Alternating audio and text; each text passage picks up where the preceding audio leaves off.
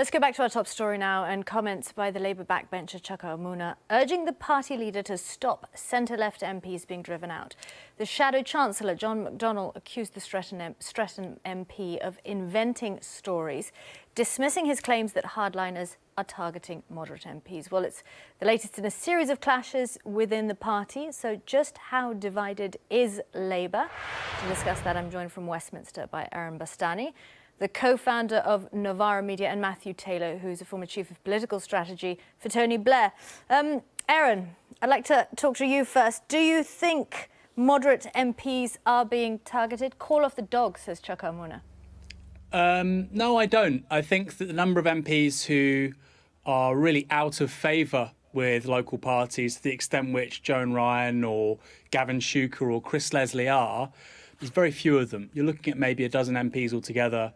And this word moderate is very critically important to understand. Political moderation in this country, if you look at any opinion polling around Labour's manifesto in 2017, where the centre ground is renationalisation of rail, renationalisation of water, increase minimum wage, tax the rich, end the housing crisis. So if we're talking about political moderates and the centre ground, that's a very different animal to what the politics of these people, what they profess to be. So, no, I don't think there's a problem for moderates in the Labour Party. Matthew and I probably disagree on some things. We agree on a great many other things. And I think that in terms of offering a viable radical left alternative, not just a crisis of capitalism, but in the words of the Archbishop of Canterbury, a national crisis, I think the party is successfully encompassing a very broad range of views. OK, Matthew, what do you think? Do you think Chuka Umunna was warranted in that call? Yeah, I don't think he'd have said it if it didn't reflect the reality of people who share his kind of space in the party. And from what I understand, the sense is that if you are in the kind of centre of the party, the moderate wing of the party, it's an uncomfortable time. At the very best, you feel pretty irrelevant. At worst, you feel harassed by your constituency party and threatened by deselection. So I think that the reason that Chuka's made this speech, other people are speaking, is, I think, in a sense, to challenge the leadership of the Labour Party to make a decision. Are they going to do the work that is necessary to ensure that the party remains a reasonably broad church? Or are they going to stand back and allow the party to become much more homogeneously on the left? And I think the problem at the moment is that the leadership of the party says that it wants to be kind of mainstream, but it doesn't really do anything to restrain the activists in the party who have a much more clear agenda about driving it to the left. Aaron, what do you think? Do you think activists within the party need to be restrained? No, I think that's somewhat unfair. If you look at, for instance, Trident, the Labour leadership, Jeremy Corbyn's views on that are well known. They've moved. You have recently the IHRA. There was major compromise there. So I don't really think that's true. I think in terms of the domestic stuff, like I say, rebuilding the economy, public services, I think there's a great deal of agreement.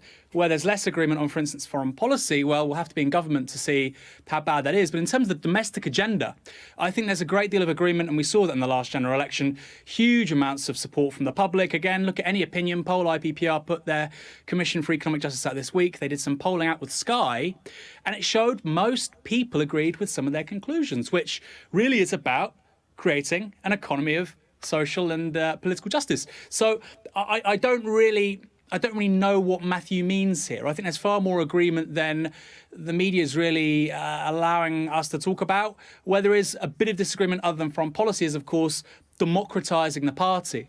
Now, the greatest tool that the Labour Party has in terms of winning the next general election is its 500,000 members. And the reason why they were so powerful in the last election, the reason why I think they'll win the next one, is because they feel empowered. And it's a new kind of politics. And we don't just need more members, we also need more of our current members coming out, knocking on doors, having the conversations. And that's what's driving this demand for change. It's what I think will drive electoral victory next time round. And the genre of politics that Chuka Umunna wants, insider, Westminster-based, a really big chasm between members and parliamentary members, MPs, I don't think that's actually enough to see Labour win. So it's not just about what's morally right here, it's also about what's politically useful. And on both counts, I think the left is in the right. Matthew, do you agree with what Aaron is saying? We've had Mr. McDonnell come out and say that Chuka Umunna is inventing stories and he's told them to get behind the party. Yeah, I mean, I think there are more differences than Aaron suggests. I think, for example, that moderates in the party would probably have taken a different view in relation to the Salisbury attack. I think they would have been more likely to support the government and less likely to believe the Russians. I think that they probably would have a different perspective on Europe. I think the moderate wing of the party would be more willing to commit absolutely to a people's vote. I think there would be differences around public services as well. So there are policy differences. But it is true, this is also about activists and MPs. And I think that Aaron's view of the party is that MPs should do what activists tell them to do and not exercise their own judgment. And that, too, I think, is a shift in the party. And I think people like Chuka would want to say that the Parliamentary Labour Party should have a greater say and the MPs should sense that they are allowed to make their own judgments without feeling that their position as MPs is then going to be threatened. Let's go back to what Chuka said earlier. Having only been re-elected by constituents last year, already centre-left MPs are being targeted systematically with motions against them for standing up for these values, for demanding we have a zero tolerance of racism in our party. More motions such as this are expected by colleagues. I mean, is there any doubt, do you think, that someone like Joan Ryan was targeted specifically because of her criticism of Jeremy Corbyn and her position in Labour Friends of Israel? I mean, I can't ventriloquise what is upset, what the grievances are for her local party. I saw the campaign literature she put out last year. She was incredibly critical of Jeremy Corbyn. She said Labour had no chance of winning. She sort of framed herself as the hyper-local candidate. No message really in terms of the National Manifesto.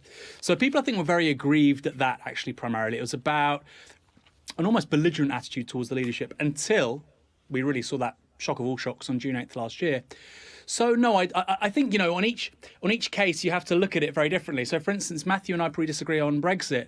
People wanted to deselect Frank Field and Kate Hoey because they voted with the government and, in terms of implementing and delivering a hard Brexit. In regards to Joan Ryan, it's somewhat different. In regards to Gavin Shuker, it's somewhat different. So I think looking at this as a big homogenous mass is not useful. Chuka Umunna, in his seat in Streatham, is actually relatively popular. And I doubt he would be deselected. I actually think the number of MPs who would be deselected is tiny. So, no, I think there's a lot of ambiguity here. I think there's a lot of, not misinformation, but I think, people are looking for a story. It's about Labour breakdown, Labour disagreements. On the policy, there's a great deal of agreement. And in terms of democratisation, this is only really going to impact, I think, a handful of MPs ultimately. OK, Matthew, time is against us, but do you think this is about the division of Labour? Look, I don't think there's any illusions on the kind of centre of the party that they're going to wrestle control from Jeremy Corbyn and the people who support Jeremy Corbyn's position. I think the question here is about whether or not Jeremy Corbyn and the people around him are going to take the steps that are required to ensure that the Labour Party is a broad church and that voices like Chuka's can be heard. And I think that is in genuine doubt. Yes, it's true that Chuka has a reasonably strong base in his constituency, but there are many other MPs who do feel very vulnerable, who do feel constrained. And I hear this when I talk to them. I don't think they're making it up when they say that they feel fearful about their positions, fearful about speaking out. So this isn't about an attempt to wrestle power from Jeremy Corbyn and those around him. It is about saying that the leadership will have to act if they want the party to remain a broad church, as it did even under Tony Blair when Jeremy Corbyn, of course, was allowed to be an MP. No one was challenging him. But that isn't going to happen by accident. It'll require people around Jeremy Corbyn to take steps to ensure that the party remains a broad church. And at the moment, it isn't clear that he's going to do that. I'm so sorry. We're going to have to leave it there. Matthew, Aaron, thank you so much. Thanks.